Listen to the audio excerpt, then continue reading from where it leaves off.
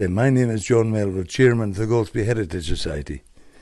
Okay, can you tell me what do you remember of the Indian Muslim soldiers from Force K6 being in Golspie? Well, when we were in school, it was Golspie Senior Secondary High School, and we were looking down on the camp where the Indians, horses, etc. was there. And they were always shoeing horses or mules, and then occasionally, about this time of the year, you were not allowed out to the school to play football or anything on the playing fields because the Indian army started to haul in bales of hay for the winter feed for the animals, and it was just like a real Wild West. 4 horses up, 4-wheeled cart, and bales of hay as much as you could carry. They carried that in the whole day from the railway station just up the road. It came up in vans which could have kept dry, and then a whole day carting it here. And there was 1, 2, 3 camps in Golspie of horses in. And how many of the Indian Muslim soldiers were here in Golspie? Well, we reckon roughly, I would say, between 100 and 150, right. You know. And how do you think that the Golspie community felt for having the soldiers here? Well, they were quite used to, because before that there was Honduras, and after that there was Newfoundlanders, all woodcutters. Mm-hmm. They were cutting the timber for the sake of the pit crops, to keep the coal mines going, to keep the iron foundries going. So there was different batches, but the Honduras didn't like the cold weather at all in this part of the world. And what did you remember specifically with you being at school? Any memories of? Well, you see, meeting the soldiers? The area up there now was completely houses, you know, but at that time there was a lot of green. And up at what we call Civil Road, the Indians used to play polo there, long before Prince Charles and them ever heard of it. You know, and they were very good horsemen, you know. So did you go to the polo matches? We were just youngsters running about, you know, but we remember all that. And do you remember any stories about the Indian soldiers and yourself?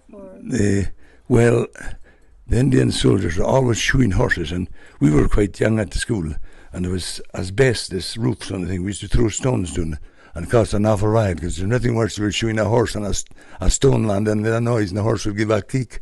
Many times the man in charge would come after the school to see the headmaster, you know. So you got into trouble then? Oh yes, yeah. That's right, yes, aye. And of course they stayed in what we know as a drill hall, but there was also British officers with them.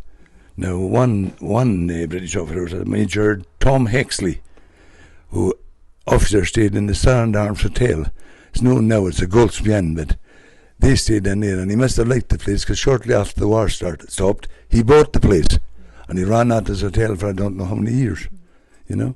What about their, they would have had animals that they would have used for their own food? Aye, they loved eating goats, and just along the road here from Golspie, there's a farm between the Mound and Rogard.